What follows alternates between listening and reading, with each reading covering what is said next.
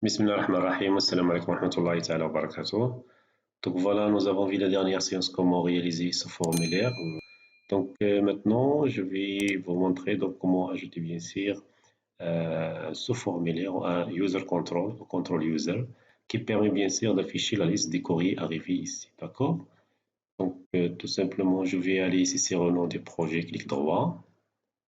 Et voilà, donc c'est ajouter, donc voilà, comme vous voyez ici, contrôle utilisateur, d'accord? Soit je vais le sélectionner ici, ou je peux passer bien sûr avec nouvel élément, d'accord? Très bien. Donc voilà, donc on voit ici, donc formulaire, donc Windows Form, voilà, je vais sélectionner contrôle utilisateur, d'accord? Bien sûr, je vais le renommer comme ça, donc je peux mettre ici par exemple liste arrivée, d'accord? Je clique sur ajouter. Donc voilà, donc bien sûr elle est ajoutée. Donc voilà, je vais aller ici sur les propriétés, font, et je vais choisir bien sûr une police, d'accord? Je vais mettre par exemple ici, donc centre gothique comme ça. Sélectionner ici la taille 11 par exemple, et je clique, voilà, sur OK. Très bien. Donc voilà, je peux bien sûr mettre comme ça. Et ensuite, tout simplement, je vais afficher bien sûr Data Grid View. Donc voilà, Data Grid View, je vais placer et déposer ici. Très bien. Je peux ajouter bien sûr un titre pour comme ça je vais identifier donc ce formulaire. Voilà, je vais afficher ces labels et voilà, je vais tout simplement mettre donc voilà liste ou de courrier par exemple arrivé. Très bien. Je peux ajouter bien sûr une petite icône ici. Voilà, boîte à outils et je vais sélectionner Picture Box. Sur ce petit flèche ici, je vais sélectionner bien sûr une icône. Je vais sélectionner par exemple cette icône. D'accord? Je clique sur OK. Et voilà, je vais mettre ici tout simplement Zoom. Et voilà, je vais l'adapter comme ça. Très bien. Voilà. Pour cette data grid view, je peux bien sûr laisser le nom data grid view 1. Ou je peux mettre par exemple data grid. Donc arriver comme ça. Très bien. Et voilà, lorsque je vais charger bien sûr ce formulaire, je dois récupérer bien sûr les données à partir de la base de données, spécifiquement à partir de la table arrivée, d'accord? Donc tout simplement, je sélectionne le formulaire, c'est événement, donc événement load. Très bien, donc on voit ici, donc il va afficher bien sûr liste arrivée, c'est le nom du formulaire. Maintenant, automatiquement, je dois interroger notre base de données pour récupérer, voilà, la table arrivée. Et comme ça, je vais automatiquement récupérer les données de la table arrivée, d'accord? Automatiquement, je dois déclarer que nous avons vu la dernière séance DB jQuery. Comme ça, je vais ajouter bien sûr le namespace au package et ça bien sûr reconnu. Très bien, comme ça est égal à new. Donc DB jQuery. Très bien. Voilà pour récupérer bien sûr la table arrivée. C'est tout simplement, je vais bien sûr récupérer la table arrivée. Après, je vais l'affecter directement data source de data grid view. D'accord? Je vais mettre ici donc data donc grid, pardon, data grid arrivée. Voilà, data source comme ça est égal à. Automatiquement, je vais passer ici par l'objet DB, donc arrivée. Et voilà, je vais bien sûr faire un select, comme ça je vais bien sûr personnaliser mon affichage. Donc, comme ça, je vais sélectionner bien sûr l'ensemble des champs, des paramètres, pardon, des colonnes dont j'ai besoin. D'accord? Je vais mettre ici donc un point select. Comme nous avons vu la dernière séance, donc voilà, je peux retourner à la ligne ici. Et comme ça, je vais créer le schéma d'un objet comme ça. Très bien, est égal à new. Donc, les accolades comme ça. Et, pardon, donc je vais bien sûr mettre ici les champs à afficher ou à récupérer à partir de l'objet arrivé. Très bien. Automatiquement, je dois passer par p. Ça veut dire un objet p de type arrivé. Donc p.id arrivé. Donc voilà, je vais donner une étiquette ici, donc il s'appelle ID. Donc virgule, donc p.année par exemple, donc est égal à année. Le troisième champ, je vais par exemple mettre ici donc entité, pardon. Donc étiquette sera nommée donc entité. Et voilà, pour récupérer bien sûr l'entité, c'est pas l'ID entité. Donc l'ID entité, elle est encore présente ici, comme vous voyez, mais je dois récupérer l'IBLI entité. Donc le nom bien sûr significatif de entité.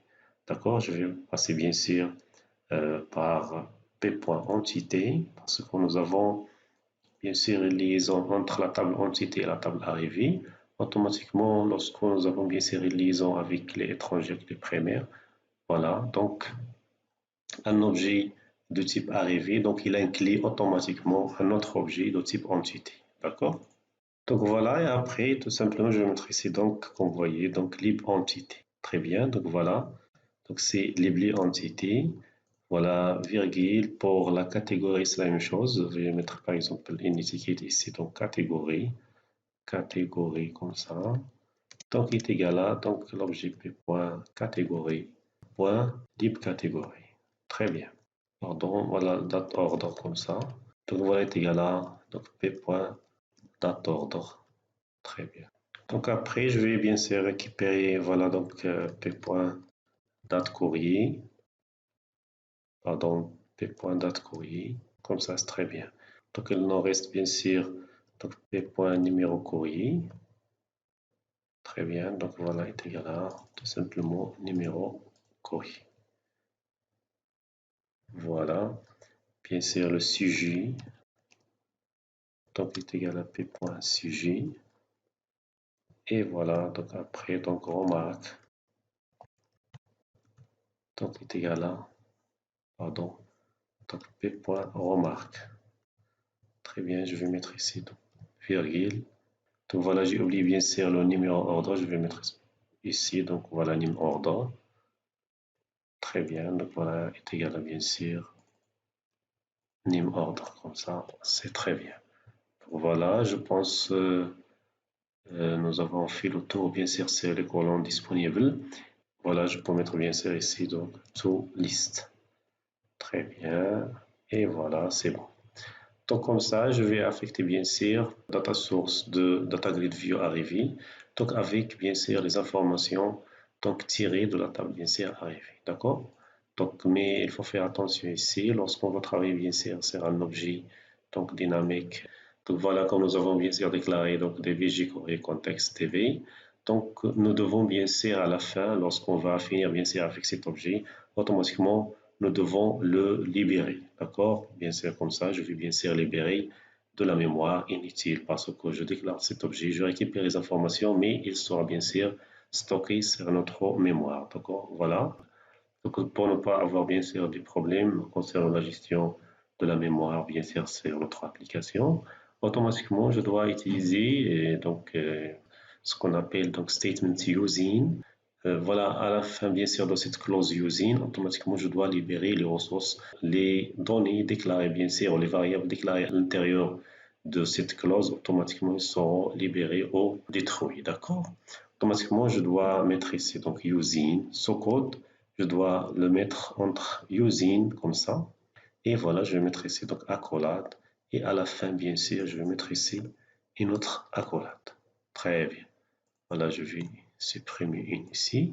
Donc voilà, donc l'ensemble des codes. Donc voilà, à partir d'ici, donc voilà, il sera déclaré bien sûr à l'intérieur d'une clause qui s'appelle clause using. Comme ça, lorsque je vais terminer, donc la fin de la clause using, elle est là.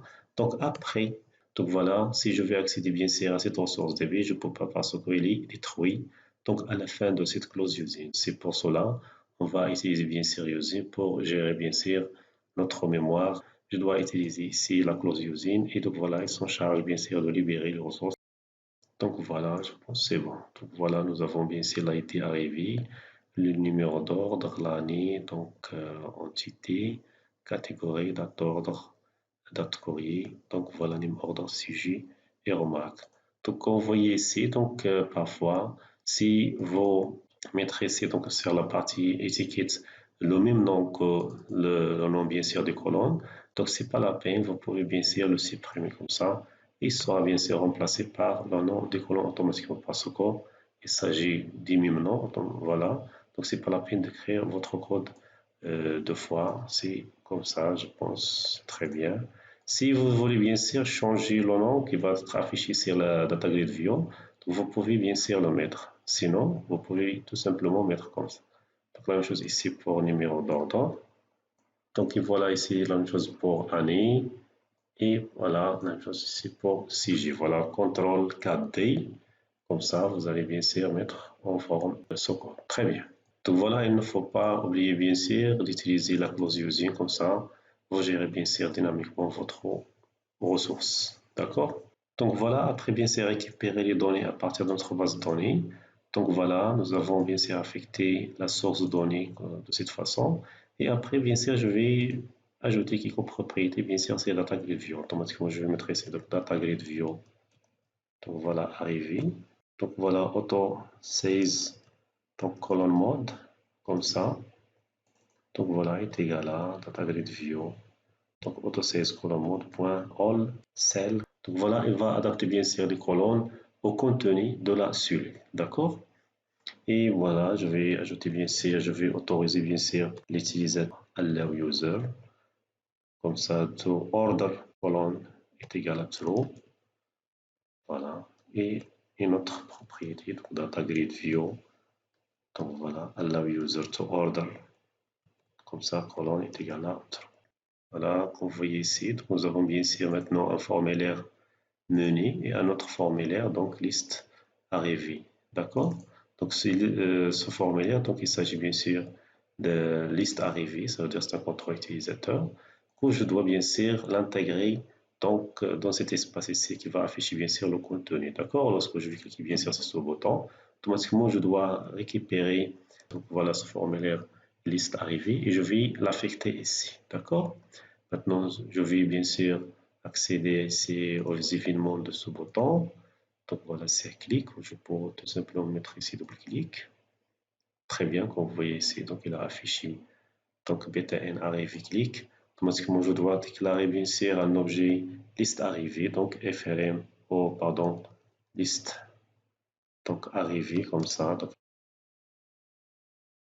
liste est égal à new liste arrivée comme ça, c'est très bien. Donc voilà, frm list. Donc point doc, voilà, je vais bien sûr donner une position doc style, très bien, comme ça, point file. Donc voilà, donc vous voyez ici, donc ce formulaire, donc il s'appelle, donc voilà, pcontent. Voilà, je vais bien sûr récupérer donc l'objet liste arrivée, je vais le placer ici sur pcontent, d'accord?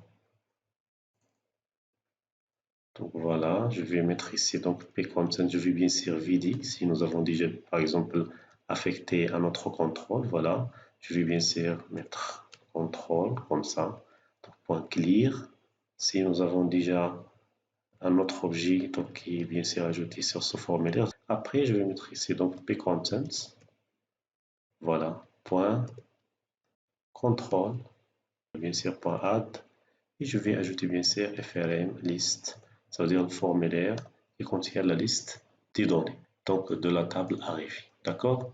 Maintenant, si je vais tester comme ça, voilà, si je clique ici sur courrier arrivé, très bien, donc vous voyez, charger les données à partir de la liste des arrivées.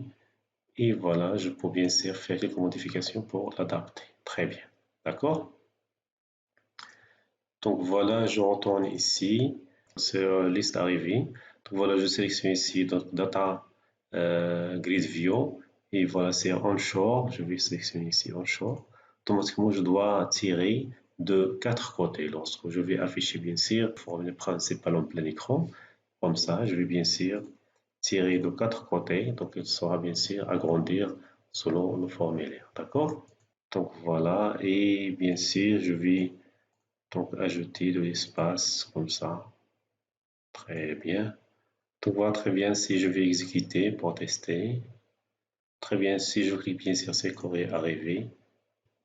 Donc voilà, comme vous voyez, donc bien sûr, il est donc adapté selon le formulaire bien sûr qu'il contient. D'accord? Automatiquement, je peux bien sûr inverser l'ordre des colonnes comme ça. Vous voyez ici, très bien. Donc, je peux ajouter une petite modification ici. Lorsque je vais bien sûr démarrer la formule principale, automatiquement, je dois avoir la liste. Donc, voilà, c'est menu. Donc, voilà, je vais aller ici sur, je sélectionne ici menu. Donc, voilà, c'est événement. Donc, formulaire. Je vais chercher ici, donc, formulaire. Donc, l'instruction pour afficher en plein écran. Et tout simplement, je peux faire bien sûr appel à ce bouton comme nous avons cliqué bien sûr sur le bouton BTN arrive. D'accord? Voilà, je vais bien sûr mettre comme ça. Et bien sûr, à l'affichage, automatiquement, bien sûr, cliquez sur le bouton arriver, bien sûr, BTN arriver, clique. D'accord? Et je vais passer bien sûr, comme vous voyez ici, donc cette fonction, donc il accepte deux objets ici, donc sender comme un objet et un événement E, d'accord? Donc c'est la même chose ici, si je vais bien sûr exécuter,